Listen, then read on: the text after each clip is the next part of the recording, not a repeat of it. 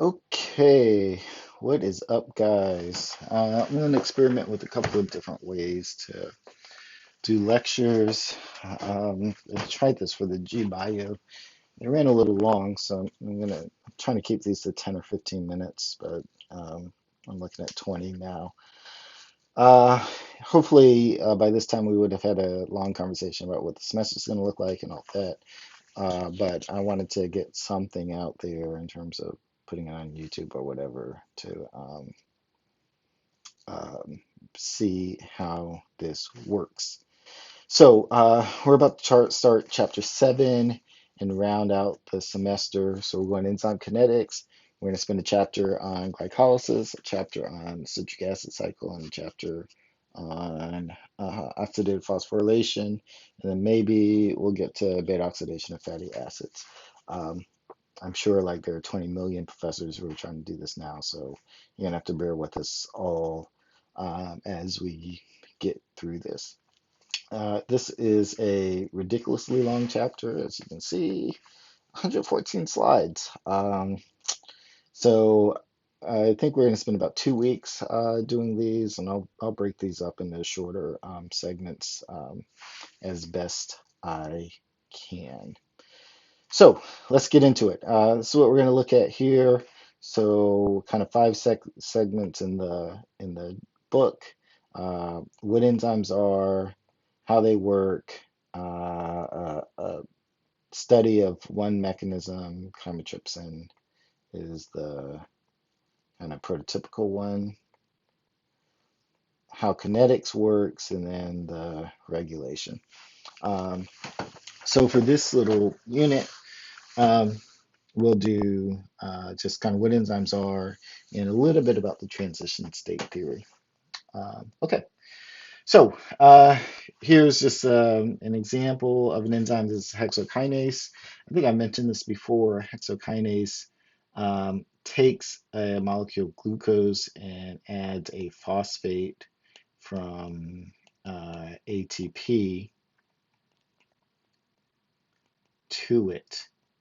We will see this is the first step in the glycolytic pathway. So this is something that we're going to see again. And this is a classic example of an induced fit molecule. Here is the active site of hexokinase. So the active site is where the substrate binds. And you can kind of see when there is no glucose there, the molecule is shaped like this. And then hopefully you can see the difference in the shape. When glucose is bound, you see it's kind of closed up a little bit more, right? And so this is a classic example of induced fit in which the binding of the substrate changes the shape of the enzyme so that it can do what it do.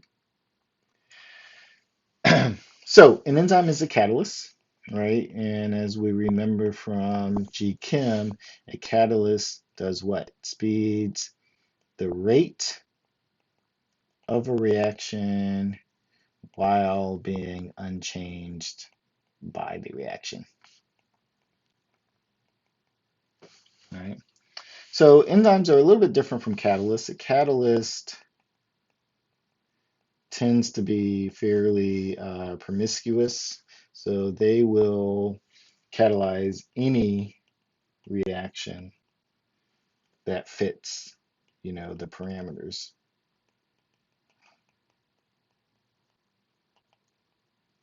And I haven't done inorganic chemistry in a while, but I think like a common catalyst for, redox reactions is platinum or something like that. And so when you put platinum in there, it'll catalyze any redox reaction. Enzymes are a little bit different because they are highly specific for an individual substrate and an individual reaction pathway, right? So enzymes only work on its particular substrate, and it only drives that substrate into a particular metabolic outcome. So again, this is just another example of that induced fit molecule. So here you can see the change in shape of that hexokinase when it binds to glucose. Now note here, so this is the active site, this is the substrate. So enzymes are usually much bigger than the substrate that they bind. And that is because this allows the enzyme to control the chemistry of the reaction. So there's going to be a chemical reaction that changes the substrate to product. Um, and the enzyme, the interior environment of that enzyme allows for the to control the chemistry. It might, make things more acidic or more basic or, hydrophobic or whatever, so that it can drive that reaction. And as you can imagine, enzyme activity is regulated by the cell in lots of different ways so that it only does what the cell wants it to do. You can control how well the enzyme works, and obviously you can control whether the enzyme exists at all. As we know, the differences between kind of heart cell and a lung cell is simply differences between the proteins that are expressed in those cells, right?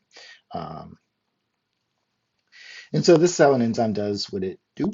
Um, this is our kind of classic reaction coordinate um, uh, diagram. Here, we're simply looking at the reaction of, in this case, reactant goes to product, right? And one big thing to kind of note is that this is the delta G of the reactant. Here's the delta G of the product. We can look at this and hopefully we all know that this is an exotonic reaction, right? Because there is a net release of delta G here. And if you look in an enzyme catalyzed reaction and a non-enzyme catalyzed reaction, the delta G of the reactants are the same, delta G of the products are exactly the same. The only thing that changes is what's called the activation energy of that cell. And so what an enzyme does is lower the activation energy. And it turns out that the rate of the chemical reaction or how fast the chemical reaction goes is a function of it's the exponential function of the uh, well, I guess logarithmic function of the activation energy. So by decreasing the activation energy, you have a dramatic increase in the rate of a reaction. And so the enzyme increases the rate or how fast the reaction goes, but it doesn't change anything about a reaction. And um, if there's one thing to get from this, and I will hammer this in, is that when you have an enzyme, it does nothing to the delta G, right? It doesn't change the KEQ. It doesn't change the delta G. The only thing it changes is the speed at which the reaction occurs. And so enzymes don't work alone. They have cofactors, and cofactors are generally small molecules. So divalent cations tend to be, a lot of these because of how they interact with ATP. Iron, we've seen in hemoglobin. We'll also see it in some of the electron transport chain molecules. Copper, manganese, magnesium, those sorts of things. Oops. uh, are important for enzymes to work. There are also things called coenzymes. And so enzymes cannot be changed by the reaction, but coenzymes can. So ATP is a coenzyme. It'll be changed to ADP or AMP over the course of the reaction and then float off. The enzyme stays the same, but the coenzymes change. Another prominent one is NAD and NADH. These are called electron carriers. because they pick up electrons and move them someplace else. And so here is NAD in the oxidized form, and you can see it can pick up these electrons in this nicotinamide group, it's kind of shown there and there, and carry them someplace else. So NADH is the reduced form. Reduced has the electrons versus NAD plus, that is the oxidized form. And these electron carriers can pick up these electrons, become oxidized, and go pick up more electrons, deliver them someplace else. That's why they're called carriers. We'll see as we break down many molecules, really all we're doing is taking these high energy electrons and moving them someplace and using the energy of those electrons in order to drive biological processes. So, this is kind of a trick in enzymes is one, all enzymes end in ACE. So when you say ACE, you know you have an enzyme. Um, Usually the substrate is involved in name, so you don't even have to know, uh, what an enzyme does. You can just kind of dissect the name for the most part and tell you. So if there's something like succinate, I'm not a good speller, but dehydrogenase. Well, it's a dehydrogenase, so it's going to remove some electrons, right? And what is it working on? So the substrate tends to be the first name, so it's working on succinate. And so without knowing anything about what this is or that it's involved in citric acid cycle, whatever, you know that this is going to take it's going to oxidize succinate into something else. And so in biological systems, there are a couple of different things that the enzymes can do. We kind of classify them according to their activity. They're oxidoreductases. Obviously, these are drive redox reactions. Transferases that move things around, functional groups around. Hydrolases that hydrolyze things or break them apart. Lyases. Um, that break single strand bonds without hydrolysis. Hydrolases obviously use water to do that. Isomerases that move groups in different positions within a molecule, and then ligases that form new single strand bonds. And so almost all of the enzymes that we'll deal with fall into one of those classes. Um, so this is what enzyme does. I think we kind of went over this. I'm running out of battery, so I got to step to this. They increase the rate of the reaction. They do so by lowering the activation energy. They do that by stabilizing what's called the transition state.